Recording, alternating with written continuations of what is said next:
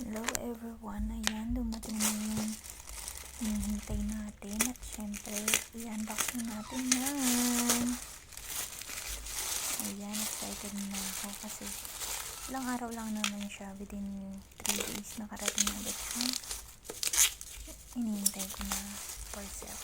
So, wow, meron siyang sariling storage box. So, eto na yung kailangan natin tuwing bagyo. And nag-struggle ako dyan kasi sobrang secured nung lock niya. So, yan. Nakailang attempt ako para mabuksan yan. Pero, ang ginawa ko na lang is, ayun, inopen ko na lang ulit siya ng gamit ng cutter. So, ayan, magwo-work naman siya. Ayan, so medyo kailangan mag-ingat lang. And ito yung charger niya, type C. And ito na yung flashlight. Ang ganda, diba? Kala mo camera, digicam. Well secured siya with strap kasi headlight siya eh. So yung strap tsaka ko na lang ilalagay.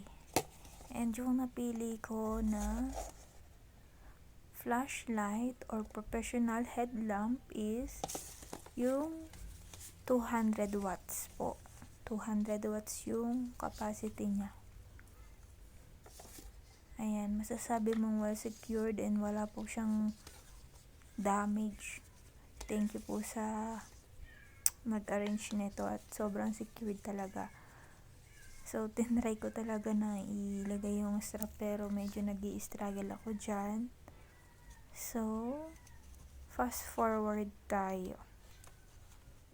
Ito yung on and off. So, pinipindot ko siya, yung pala meron siyang plastic. So, may tape pa, well secured talaga siya para hindi siya mapaglaruan in case.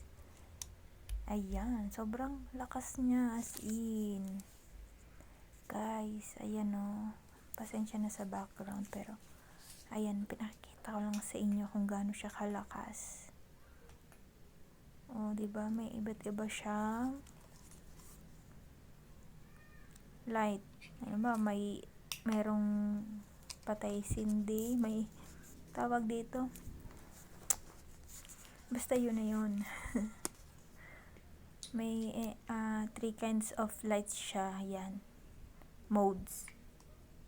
At yan, natitilt yung pinaka ulo niya, head. So, ang galing, diba? And ito na siya. So, paano siya i-tilt? Ganyan mo lang.